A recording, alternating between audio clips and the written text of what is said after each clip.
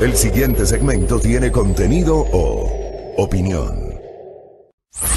Los contertulios analizan ahora la actualidad del país y el mundo. En A Primera Hora, la tertulia del día. Un ejercicio de plena libertad de expresión con responsabilidad.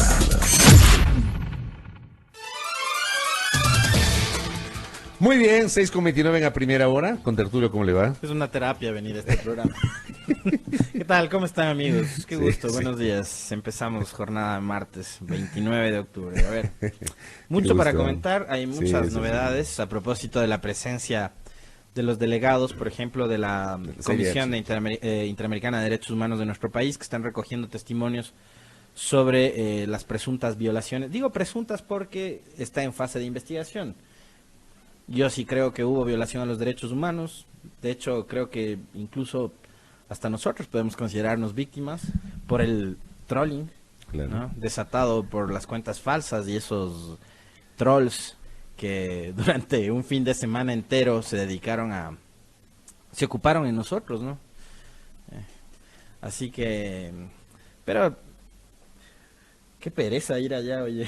Recibe como a 300 personas. Ir a estar en el Zoriqueo como hacían otros, no. Nah. Me da pereza.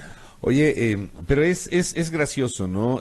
Aclarar a nuestra audiencia, es la Comisión Interamericana de los Derechos Humanos. No es la No Corte. es la Corte Interamericana de los Derechos Hay Humanos. periodistas que Sí, creo bueno. que no entienden la diferencia y los ámbitos de competencia Por de Dios. una y otra, ¿no? De verdad, de verdad. O sea, yo puedo entender que el común de los ciudadanos, seguramente por desconocimiento, confunda ambos términos, pero no, pues, desde el periodismo, desde la prensa, desde los políticos, desde los, entre comillas, líderes de opinión.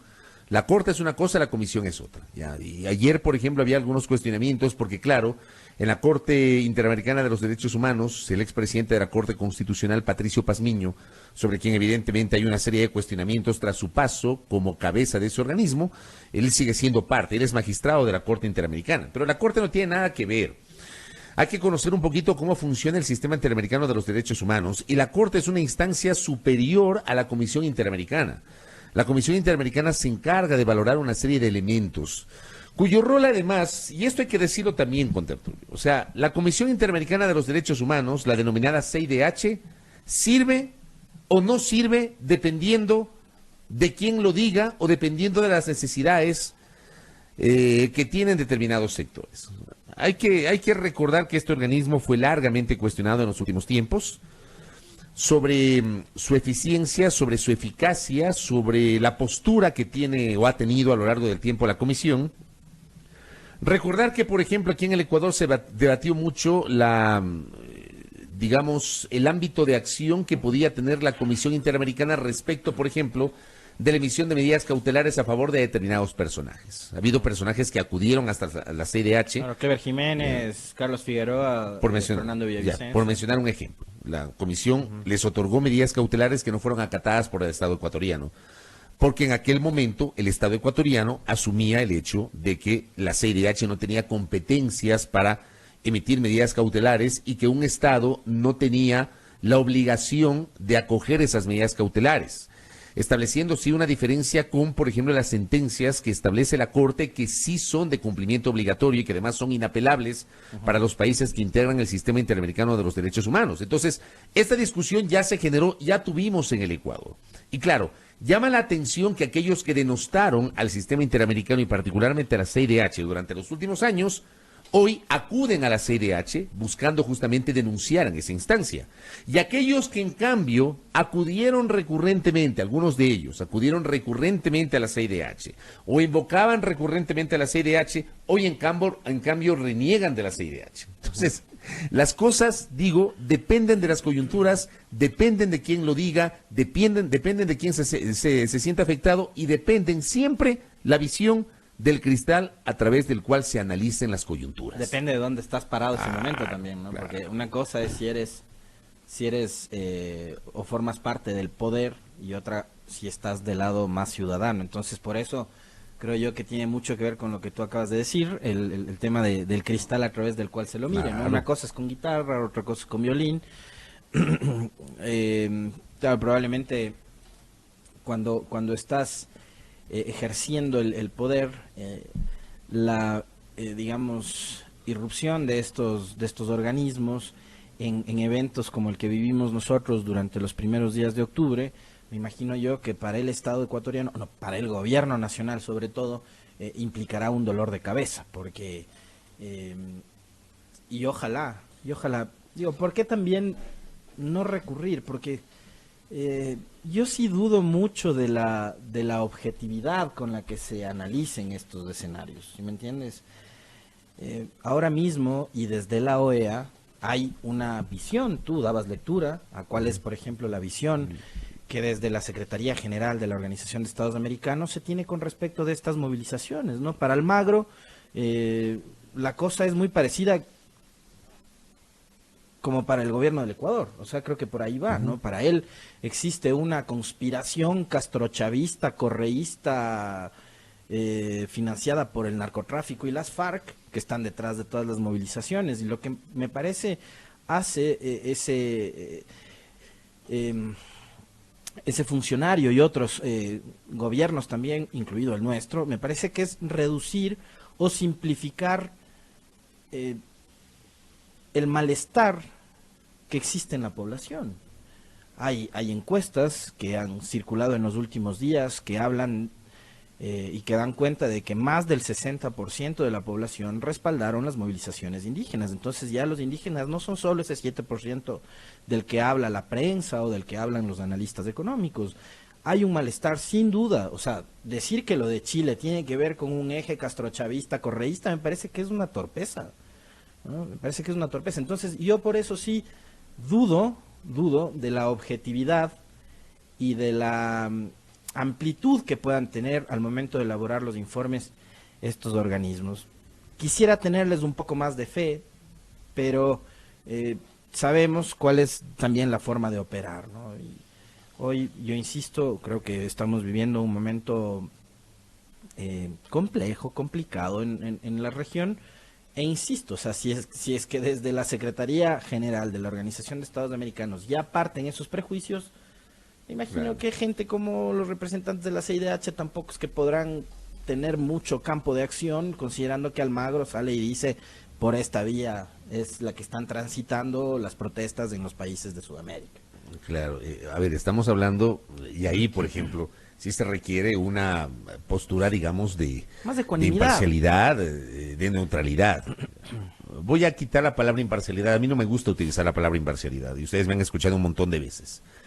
Al menos en el mundo del periodismo, yo he dicho en múltiples ocasiones que no existe la imparcialidad. La voy a quitar porque no me gusta. Pero en el campo de los derechos humanos yo creo que sí vale la imparcialidad. Pero prefiero la neutralidad. Yo prefiero utilizar el término neutralidad, que me parece mucho más cercano a lo que se quiere. Y yo creo que la OEA, a través de la CIDH, sí debería garantizar neutralidad.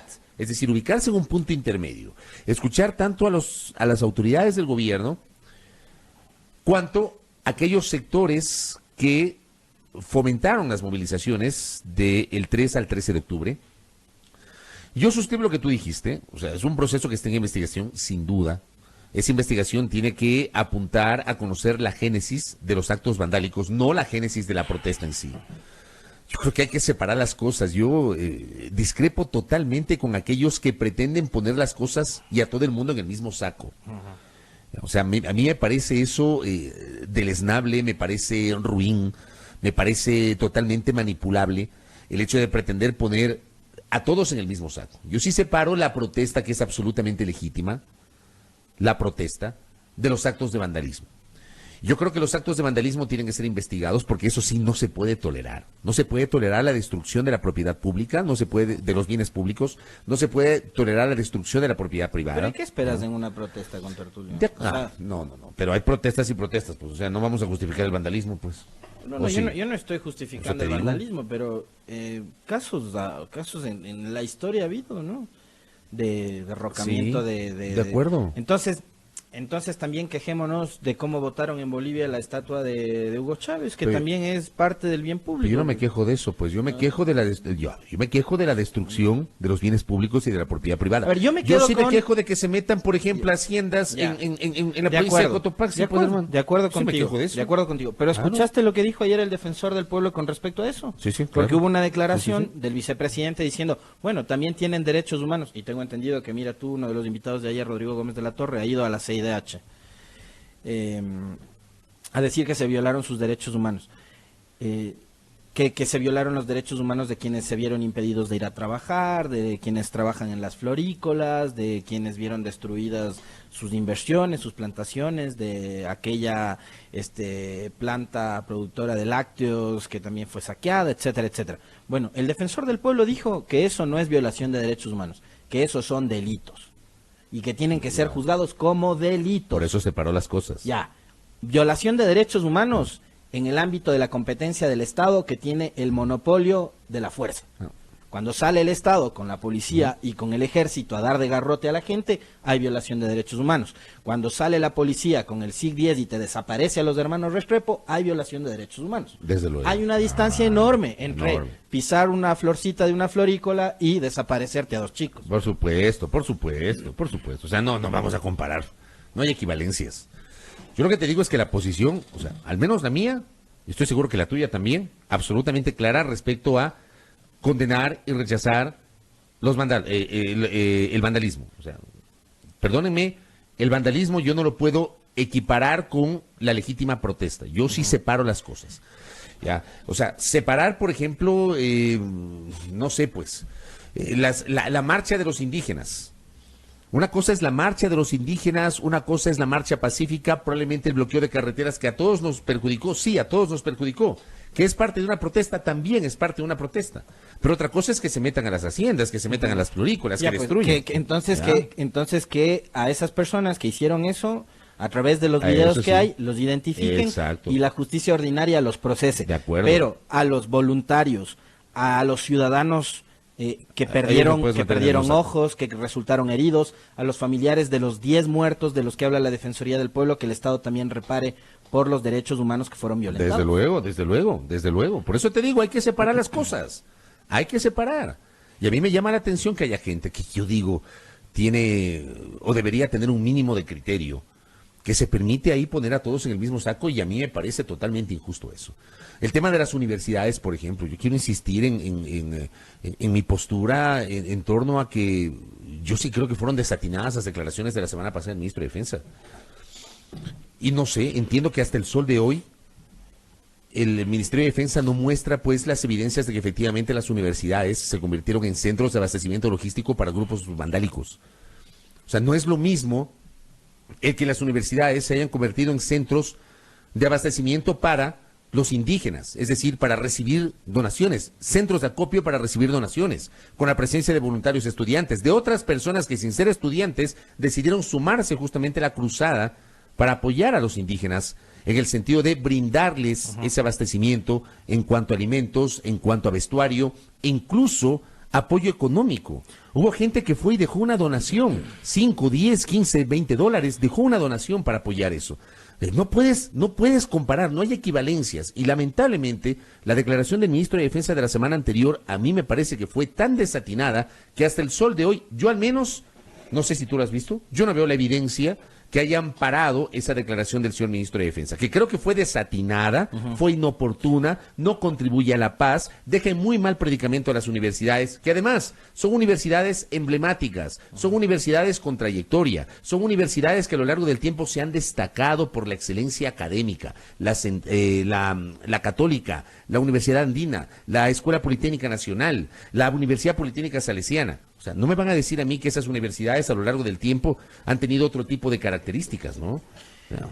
Y lo que a mí me deja preocupado es que esa declaración del ministro Jarrín, él la hace en la asamblea la misma semana y en los mismos días en que Plan B publicó aquellos informes de inteligencia sobre los cuales nosotros comentamos ampliamente la semana pasada, y que incluso provocó que invitemos a uno de los colegas periodistas que trabaja en este portal digital, que es Fermín Vaca, para que amplíe precisamente su investigación sobre, digamos, la publicación de estos informes de inteligencia y que, por ejemplo, sugerían que los ministros que se encargan de la seguridad, tanto gobierno y defensa, cuiden un poco más sus declaraciones, porque, o sea, lo de Jarrín es una tras otra, además, ¿no?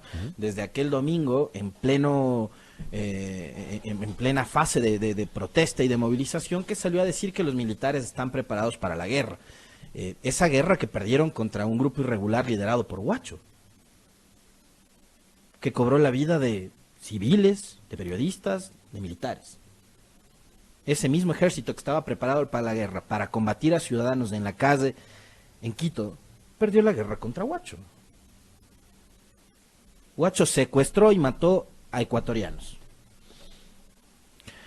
Entonces, cuando tú, digamos, omites informes como los de inteligencia que te sugieren manejar otro tipo de discurso, cuidar un poco más las formas, me parece a mí que las autoridades, yo no sé por qué camino quieren llevar el tema. O sea, el informe además hablaba de un descontento social, no hablaba en ningún momento de esta construcción del eje que supuestamente está planificando la protesta y demás, hablaba de un descontento social, pero se ve que nunca le prestaron atención a aquello. Entonces, a mí las declaraciones de Jarrín, claro que me preocupan, y me preocupan mucho.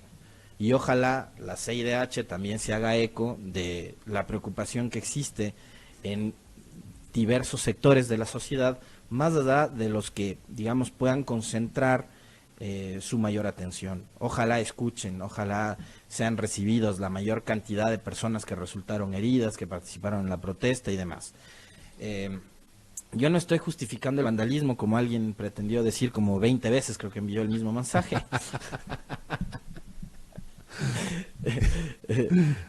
Lo que estoy diciendo es que no sea vándalo con tertulios. Son protestas que se volvieron incontrolables. Lo mismo pasó en Chile, lo mismo ha pasado en Bolivia, en distintos contextos. En Bolivia la gente está reclamando por el resultado electoral. Quieren o querían que exista y que se dé una segunda vuelta. Allá la centro derecha es la que provocó los desmanes y los disturbios. Eso ya no depende de la posición política que tengas, depende de la calentura que exista. Hay momentos en que las cosas a los mismos manifestantes se les van de las manos. Uno que ha estado en diversas ocasiones cubriendo las manifestaciones, uno se da cuenta de quiénes son los que están. Por ejemplo, el día por cierto, hay que pasarle un memo al contertulio por no haber ido de cobertura al arbolito el día que le dimos la asignación y se hizo el loco, ¿no? Que le dio miedo, que estaba preocupado, que estaba asustado. Que no Ese día fue el día de la... A ver, esto tampoco se entiende, ¿no? Fue el día de la supuesta retención de los Pero fue colegas, en la tarde, ¿no? a vos te mandamos en No, la tarde, en la tarde. cuando ya las cosas se habían calmado y el contertulio decidió desviarse en el camino, no pasar por la Casa de la Cultura y no cumplir con la asignación que se le había dado aquí en el noticiero. Aquí estamos para reivindicarnos. Acá me dicen por acá, no quiero desilusionarte, pero tu contertulio tiene toda la razón. Mi contertulio, en cambio, sobre el tema de las manifestaciones. ¿De qué? Claro, me escriben, sin violencia no hay protesta. Es que, o sea, es que lamentablemente es así. Y verás, ¿sabes cuándo yo logré entender esa vaina? Hace semanas atrás hubo una protesta feminista en México. Claro. ¿Por qué ocurrió esa protesta feminista? Porque resulta que... Fue bárbara, ¿no? Porque resulta que un grupo de policías mataron mujeres. Entonces las feministas salieron, no las feministas, las mujeres y gran parte de la sociedad que acompaña la lucha feminista, yo soy uno de ellos, salieron calientes en México a protestar y grafitearon y pintaron y destruyeron algunas paradas de buses, de estaciones públicas, etcétera. El monumento del Ángel, que está ubicado en Reforma. La Reforma, que es la avenida más emblemática del Distrito Federal, ¿no? Como la 9 de julio en Buenos Aires, Claro, igualito, claro. exactamente. Es como la 9 de octubre en Guayaquil. Exactamente, ¿Ya? sí, exacto. Que es un monumento precioso además a la independencia. Grafiteado completamente pintado ahí todo.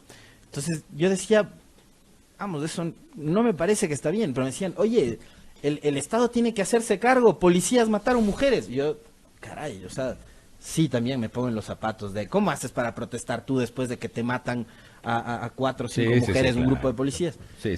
Días después ocurrió una protesta similar acá, en contextos distintos. Sí. Aquí fue porque no se aprobó la despenalización del aborto. Ahí me parece que primero la marcha tenía que haber ido a la asamblea. ¿Cuándo? El día que se trataban las reformas. Ya.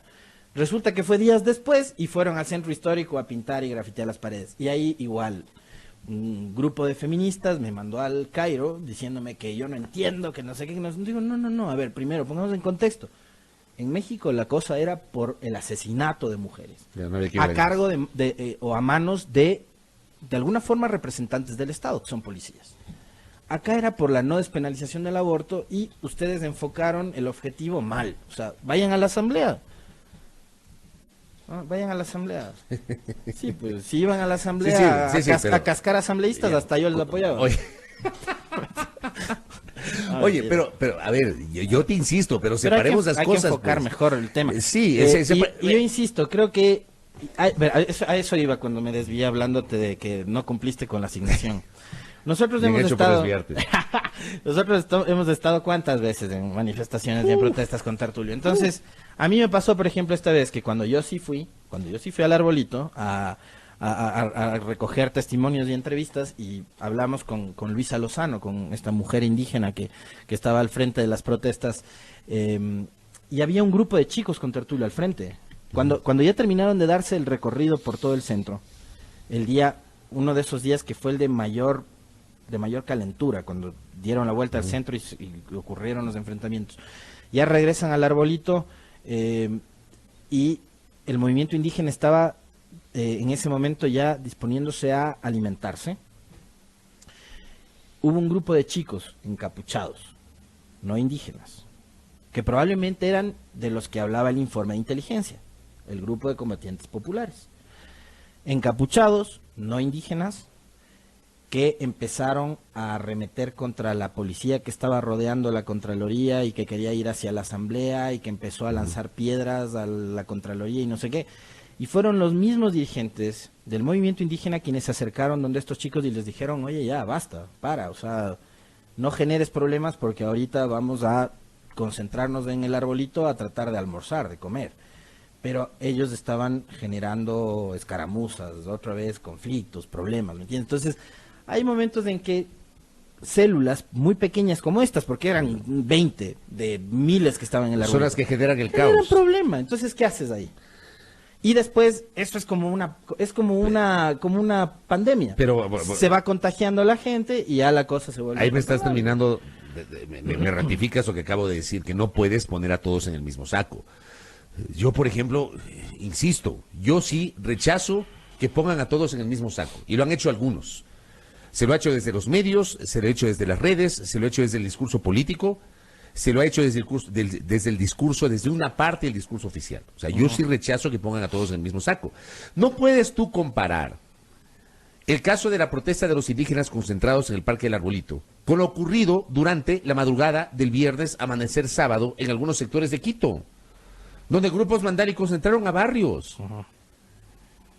Y tú tenías gente asustada. Yo vi videos y algunos videos se viralizaron inclusive en las redes de grupos vandálicos que ingresaron a amedrentar a la gente en los barrios.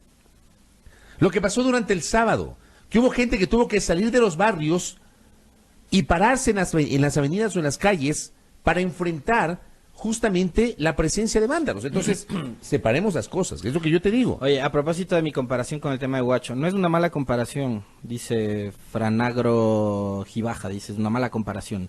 No podíamos entrar a Colombia a buscarlo. A ver, le voy a contar algo, mi querido amigo. Lea los 2 libritos, el uno de Rehenes, que publicó María Belén Arroyo y Arturo Torres, y el otro que publicó el ¿cómo se llama este grupo en el que está la Sol Borja? Jiquil City. Jiquil. Bueno, es un consorcio de periodistas. Ah, cómo no. Que hicieron la investigación, sí. que no es solo Jiquil City, sino es un consorcio de periodistas que publicaron un libro que se llama Viaje sin regreso. a los colegas periodistas les secuestran en territorio ecuatoriano. Y los colegas periodistas pasan el control en la zona de Mataje, territorio ecuatoriano, con autorización de un militar. Entonces, no es una mala comparación. Interesante para el debate, ¿no? Sí, pues. Bueno, evidentemente esto es lo que tenemos y hablamos de esto justamente por la presencia acá de la CIDH. La CIDH está acá. Vamos a ver qué pasa, cuál es el informe o la valoración. Nosotros en ese punto mantenemos nuestra postura, insisto, el tema está bajo investigación, pero está claro que hubo violaciones a los derechos humanos contra manifestantes, hubo excesos en el uso de la fuerza por parte de la fuerza pública, también hubo expresiones de violencia protagonizadas por grupos vandálicos que yo sí separo de la legítima protesta que llevó adelante la dirigencia indígena. Y también la dirigencia de algunos sindicatos. Creo que eso es legítimo. No puedes meter a todos en el mismo saco. O sea, yo, por ejemplo... Maticemos las cosas. ¿Sabes qué sí me cuestiono? Es, por ejemplo, el ataque a Teleamazonas. O sea, el ataque a Teleamazonas yo y a TVC, quisiera tratar de entenderlo. ¿Por qué? ¿Y quiénes fueron? O sea, creo que a esos sí habría que identificarlos y conocer las motivaciones. No me vengan con el típico discurso de la prensa corrupta, porque... para entender esto y para, digamos, tratar de explicarlo mejor, se requiere de más argumentos que solo prensa corrupta, prensa vendida y no sé qué. O sea, algo más. ¿Por qué la irrupción a Teleamazonas? Yo sí quisiera entender, o quisiera tratar de entender. Lo de la Contraloría, creo que a mí me deja más dudas que las certezas que pueden decir algunos, ¿no? Porque es facilito, en el análisis decir, ¿a quién le interesa más quemar la Contraloría? Sí. Claro, pues a Correa, ¿no ves que ahí están todas las investigaciones? Ya, ok, pero no está solo de Correa. Ahí no está solo de Correa. Me parece de las cosas más de locos que yo he visto en mi vida. La Contraloría no es una institución creada solo para investigarle a Correa, señores. Ahí están casos de un montón más de funcionarios públicos. Un montón de gente. Incluida gente de este gobierno debería estar, pues, ¿no? O sea, porque esos son encargados de velar por el buen uso de los recursos públicos. Este gobierno está administrando recursos públicos, entonces yo entendería que la Contraloría también debe estar haciendo auditorías y exámenes especiales a el uso de los recursos públicos ahora, a alcaldías, prefecturas, etcétera, etcétera. Entonces la Contraloría no es que es un organismo solo para vigilar a Correa. Entonces ahí, por ejemplo, a mí sí me quedan una serie de dudas. Dudas que se acumulan cuando dejas que se te queme 3 veces el mismo edificio, no, 4 veces. Eso es algo que también tiene que explicarlo. Y otra cosa que yo comparto con quien ayer se cuestionaba, me imagino yo que ese edificio nuevo debe estar asegurado y que toda la información debe tener sus respaldos, ¿no? Claro, debe tener. Debe tener, ¿no? El edificio de la Contraloría, por ejemplo, no tiene derechos humanos. De esto hemos hablado también en varias ocasiones. O sea, se te quema un edificio con los policías ahí al frente cuidando la asamblea. O sea, no entiendo yo eso. Ajá. No entiendo. Bueno, de esto habrá que seguir hablando. Ya mismo viene Fernando Burbano, asambleísta que además preside la comisión esta ocasional que se integró por parte de la asamblea para analizar justamente este tema en el contexto de lo que estamos señalando. A ver, rápidamente abordemos otros temas. Ayer la Comisión de Régimen Tributario, Económico y Tributario de la Asamblea Nacional aprobó el informe para primer debate del proyecto de ley de crecimiento económico. De eso también vamos a hablar más adelante con un especialista, el doctor Javier Robalino, que nos va a visitar acá. No estuvo esa aprobación exenta de la polémica. Yo ayer estuve por la Asamblea con Tertulio, quiero contarte. Estuve por allí un poquito monitoreando lo que estaba pasando tanto en el régimen económico cuanto en la Comisión de Soberanía Alimentaria, que está acelerando, tratando de acelerar la redacción del informe para primer debate del proyecto que también envió el gobierno, con retraso realmente. Creo que tardó mucho en enviar el proyecto de ley para el desarrollo de la acuicultura y pesca. Y digo, había una premura, sobre todo porque entiendo que la Unión Europea, estamos en dificultades con la Unión Europea por el tema pesquero. Digamos, estuve monitoreando eso y conversé con un par de asambleístas socialcristianos. A mí me queda claro que el Partido Social Cristiano no va a apoyar, no está en la línea de apoyar, como está concebido el proyecto de ley de crecimiento económico. De hecho, ayer, y tú también lo anotabas, lo mencionabas ayer en tus redes sociales, los asambleístas Henry Kronfle y Vicente Almeida del Partido Social Cristiano que integran la Comisión de Régimen Económico protestaron porque denunciaron que el texto borrador que iba a ser votado llegó 10 minutos antes, a sus correos electrónicos llegó 10 minutos antes del momento de la votación. En 10 minutos no pueden revisar un documento. O sea, allí también cuentan las formas. ¿Pero eso es parte de la estrategia política? Me imagino, debe ser. Habría que preguntarle a Daniel Mendoza. Él no te va a decir sí, pues Sí, pero, o sea, yo lo que quiero es quemar la mayor cantidad de tiempo. Pero por Dios, o sea, no puedes enviar un documento 10 minutos antes y de allí decir que voten.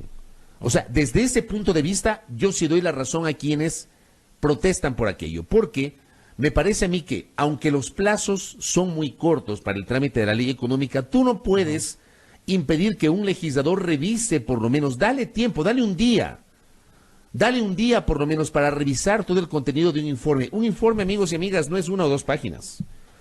Un informe por lo general puede tener 40, 50, 80, 100 páginas, dependiendo de la cantidad de elementos que estén asociados al proceso de construcción de ese informe.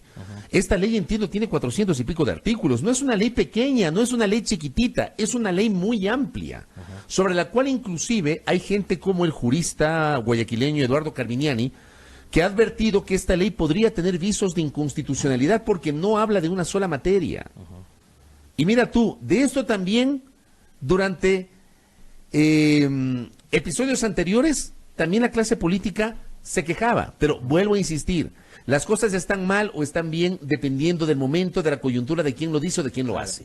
Claro. Ya. Hoy los que se quejaban antes son los que están tomando las decisiones.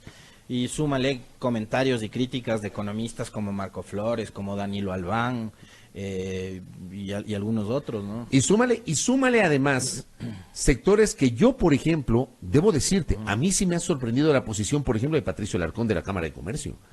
Y me ha sorprendido en qué sentido. Todos conocemos la postura de Patricio Alarcón, el presidente de la Cámara de Comercio y además presidente del Comité Empresarial Ecuatoriano. Resulta que Patricio Alarcón también está en contra de varios de los contenidos del proyecto. O sea, Patricio Alarcón ha dicho palabras más, palabras menos. Si van a mandar eso, quedémonos nomás con la legislación vigente. Con la legislación tributaria y legal vigente. Pero es que en cambio, si es que no haces eso, te toca otra vez revisar o sea, definitivamente el tema de los subsidios. Yo digo, y al final del día con Tertulio, a ver, ayer el informe se aprobó con 7 votos, o sea, con las justas.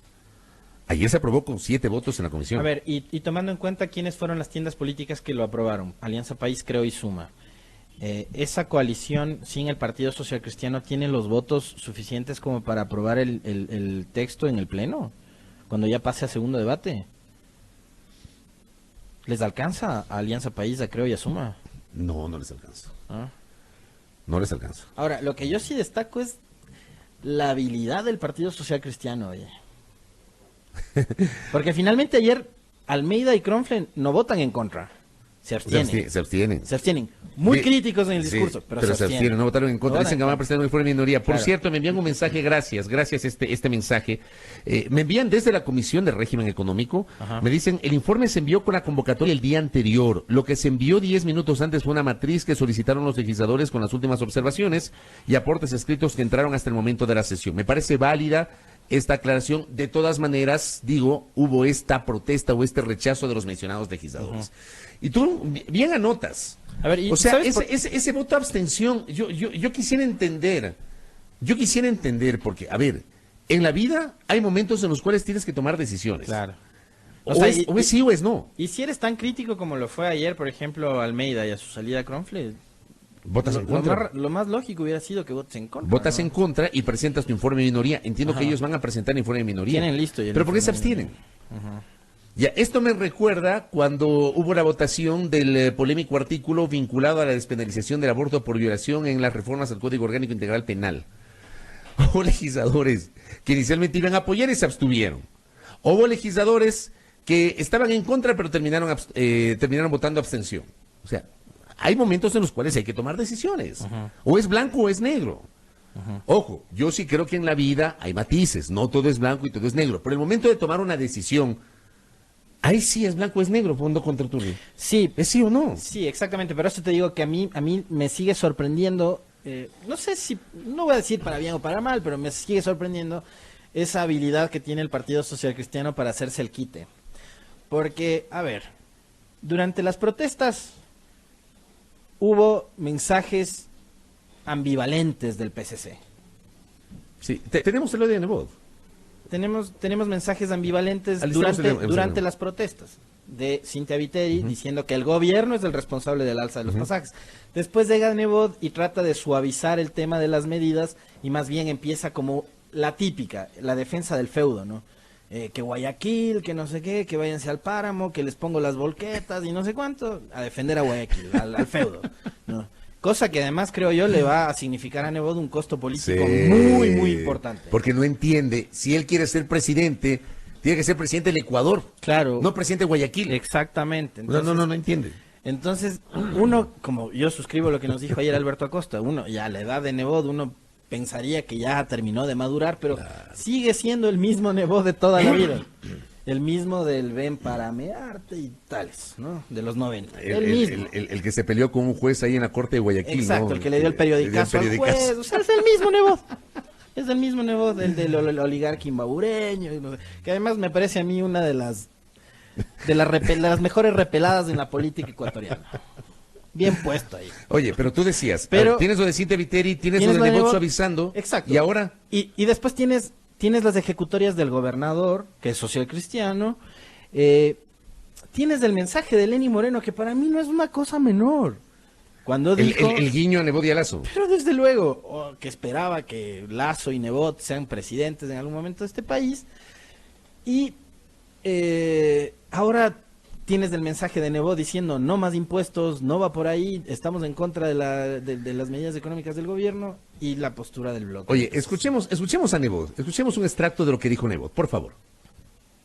Con Ciudadanos, nuevos impuestos que afectarán severamente la economía de todos ustedes. Eso es lo que propone el gobierno en un proyecto de ley enviado a la Asamblea. La venta de cualquier propiedad, casa, oficina, bodega, finca, pagará, aparte de la plusvalía, un nuevo impuesto a la renta del 25% hasta el 35% de la diferencia entre el precio de compra y el de venta. Únicamente se exonera a las personas naturales y solo en el caso de vivienda y por una sola vez en 5 años. Este atentado contra el patrimonio de ustedes agravará además la crisis del sector de la construcción con el consiguiente desempleo.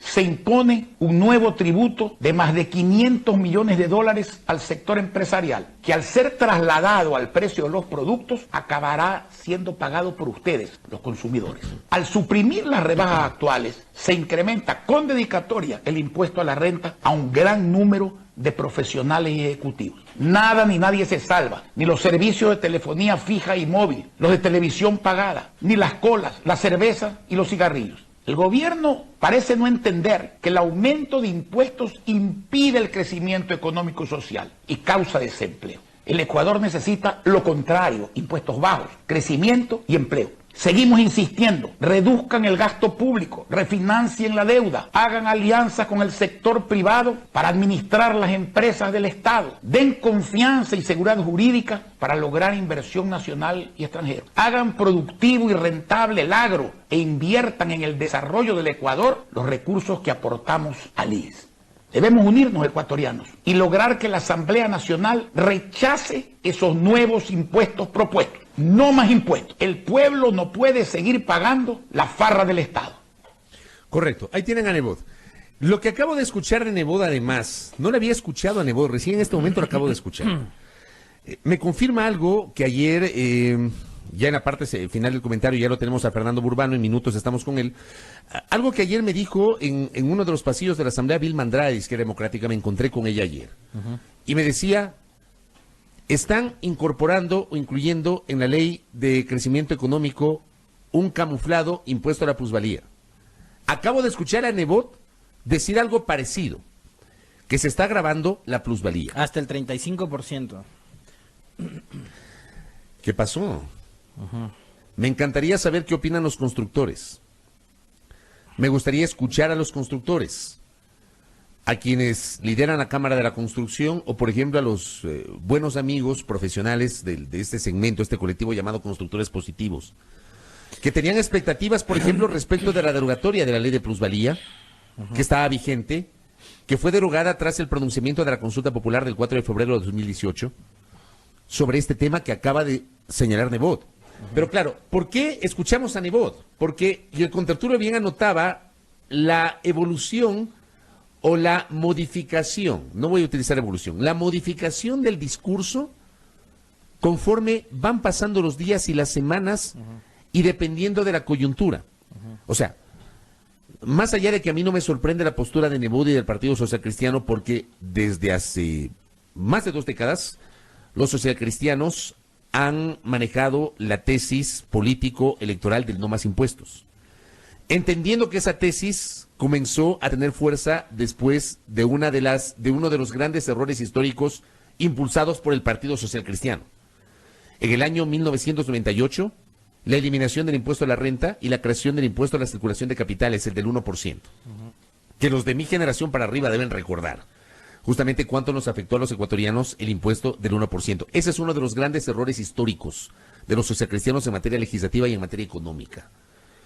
Y en el año 98, perdónenme, pero es así, lo recoge la historia, el Partido Social Cristiano cogobernaba con la Democracia Popular en el gobierno de Maguad. Y hacían mayoría, le llamaban la aplanadora en el Congreso de la República. Después de ese episodio, y claro, vino la crisis del 99 y vino la dolarización, los socialcristianos en la década del 2000 comenzaron con el discurso de no más impuestos. Casi 2 décadas con ese discurso. Yo decía hace meses, yo dudo que los socialcristianos vayan a respaldar una modificación tributaria que implique pagar más. Dudo. Ahora, ¿sabes a mí qué me genera dudas? Sí, es este Nebot que acabamos de escuchar, habría estado en la calle junto a los indígenas, en lugar de mandarles al páramo. Claro, porque está diciendo ecuatorianos a estar vigilantes con la Asamblea y a impedir que aprueben esta reforma tributaria. Está en contra de que le sigan metiendo la mano a la gente al bolsillo. Entonces, este Nebot, lejos de subirse a la tarima para defender su feudo, tenía que haber respaldado la protesta ciudadana. Yo estoy de acuerdo Increíble, contigo. ¿no? Estoy de acuerdo contigo. Por eso te digo, nuestros políticos, bueno, ojalá que algún rato tengamos oportunidad de hablar con Nebot. Ahora, ojalá. ¿Por qué no podemos contactarnos con Nebot? Ahorita ya está en el camino, ¿no? Vamos cerrando el comentario para... Una cosa nada más antes de cerrar eso, era...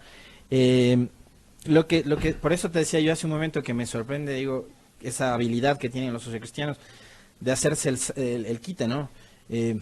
Yo creo que ellos no van a querer ser corresponsables del desastre que probablemente se pueda venir, porque, a ver, hemos escuchado a Nebot, creo que en algún momento también sería oportuno escuchar qué dice el expresidente Correa, quien señala que con estas reformas tributarias nos quieren trasladar nuevamente a un escenario similar al de los 90, y recibió un mensaje de un analista económico que es muy amigo de esta casa, que es del economista Danilo Albán, quien prácticamente coincide con esa visión de que nos quieren llevar a un proceso de liberalización total de la economía que nuevamente nos podría convocar a un escenario crítico como el de los 90. Correcto. De esto vamos a seguir hablando, a propósito de los oyentes que nos dicen...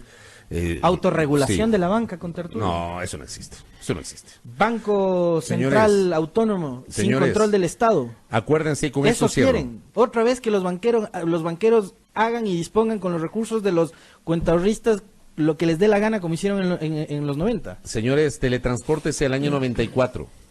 De verdad.